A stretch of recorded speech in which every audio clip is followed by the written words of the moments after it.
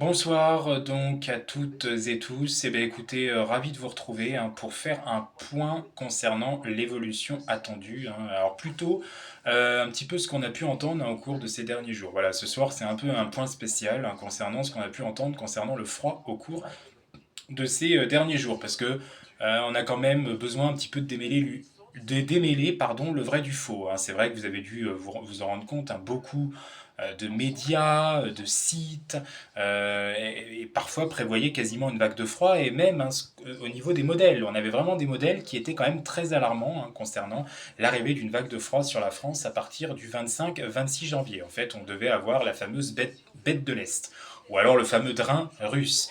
Et bien finalement, les prévisions ont bien changé depuis, hein, que nenni, nous n'allons pas avoir cette option qui va gagner. De toute façon, moi, personnellement, je l'avais déjà prédit, enfin je l'avais senti, je vous en avais même parlé plusieurs fois hein, dans certains posts, ceux qui me suivent dans ma chaîne YouTube, hein, Julien Météo aussi le savent d'ailleurs, j'en avais parlé et je ne voyais pas réellement cette vague de froid s'installer.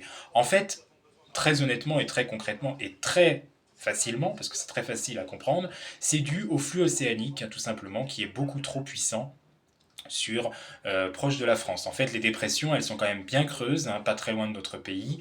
Et en fait, eh ben, au fil du temps, c'est finalement cette influence océanique qui gagne la partie. Donc forcément, l'air doux, avec les dépressions, est ramené sur la France et va donc pousser le froid sur l'Europe de l'Est et l'Europe centrale. Donc voilà un petit peu la raison pour laquelle finalement il n'y aura pas de froid. Alors oui, les températures vont baisser un petit peu en début de semaine prochaine, on va revenir tout simplement dans des températures de saison, hein.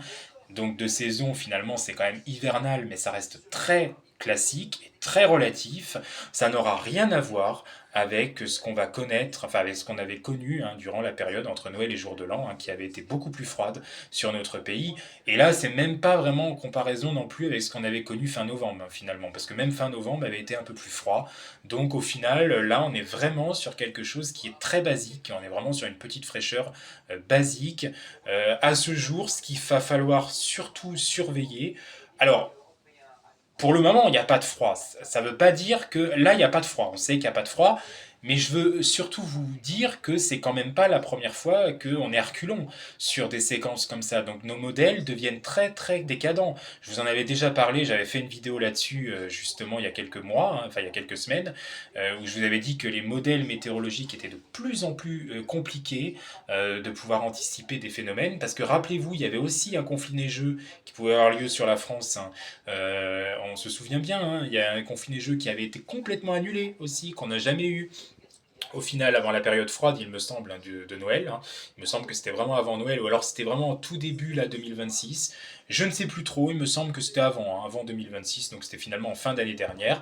Donc il y a souvent comme ça, on a tendance à voir maintenant que les modèles ont tendance à annuler des choses de dernière minute, hein. C'était quand même moins le cas avant, il faut se le dire. Et là, depuis notamment 2020, hein, depuis la fameuse pandémie de Covid, on voit que les modèles maintenant ne suivent pas toujours dans un sens. En fait, parfois, ils sont presque tous bons, parce que là, on avait quand même la moitié des scénarios qui tendaient vers cette vague de froid, possiblement, en tout cas, un froid très vif, hein, beaucoup plus hivernal que ce que là on va connaître. Au final, là, on va plus être dans un temps automnal et la responsable, les responsables, c'est ces dépressions. Alors, pour autant, est-ce que l'hiver est fini? Non, absolument pas.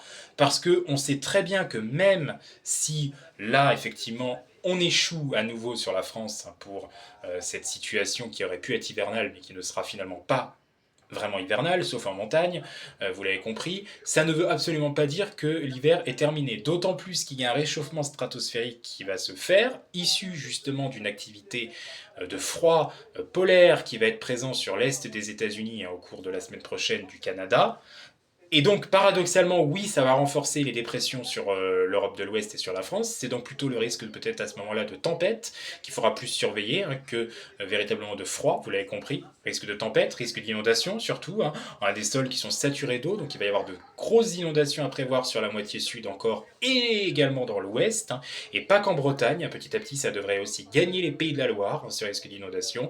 La Vendée, Poitou-Charentes, peut-être Nouvelle-Aquitaine d'ailleurs. On a des sols saturés dans ces zones, hein, donc forcément, à la moindre averse maintenant, à la moindre pluie, ça risque de bien déborder au cours de ces prochains jours. Mais donc, je vous l'ai dit, paradoxalement, avec cet air froid qui sera présent finalement un peu sur les deux extrémités du globe, hein, à la fois vers l'Europe de l'Est et surtout aussi vers les États-Unis et plutôt vers le Québec, Canada, et bien paradoxalement, oui, ça renforcera donc l'activité dépressionnaire sur l'Europe de l'Ouest et sur la France, mais ça pourrait aussi donc nous donner un réchauffement stratosphérique qui pourrait, je dis bien qui pourrait, à un peu plus long terme, donc d'ici peut-être une dizaine ou une quinzaine de jours, pourquoi pas, nous renvoyer des conditions beaucoup plus hivernales sur la France. Mais ça, c'est encore très loin et on sait que ça ne marche pas toujours. Les réchauffements stratosphériques chez nous n'ont pas spécialement, même si ça arrive, hein, qu'ils ont de l'influence, mais ils n'en ont pas toujours non plus. Ce n'est donc pas un risque fiable à 100% que même si le réchauffement stratosphérique aura lieu la semaine prochaine, il véhiculera forcément un retour de l'hiver d'ici 15 jours après. Ça ne veut finalement rien dire. Ça peut très bien être encore le flux océanique qui persistera, ou à contrario même, hein, voir le retour, là ça sera encore plus dommageable, des hautes pressions. Mais donc on suivra quand même ça de toute façon et on n'hésitera pas à en reparler si vraiment d'ici là il y avait une belle évolution, hein, des choses, une belle situation hivernale qui reviendra dans le courant du mois de février. En tout cas pour là, pour la fin janvier, on peut dire que c'est plié d'avance, hein, et peut-être même les tout premiers jours, hein, de début février. En tout cas pour fin janvier, là c'est sûr, à partir du 25-26, comme ça devait être le cas, il n'y aura donc pas de froid sur la France, hein, je tiens encore à le répéter, la dernière semaine de janvier sera dominée exclusivement et seulement par le flux zonal. Désormais c'est ça qu'il faut vraiment surveiller avec les risques d'inondation associés, voire possiblement, pourquoi pas, avec les dépressions, parce que on va avoir un jet stream qui va se renforcer de plus en plus et qui va continuer d'onduler, certes, hein, dans les prochaines semaines sans doute. Donc ça, c'est pas de très bon augure parce qu'on sait pas trop l'évolution précise du temps qu'on va avoir, mais je vous ai dit, hein, il y a beaucoup de paramètres et notamment ce fameux réchauffement stratosphérique qui sera à surveiller de très près. À bientôt, merci.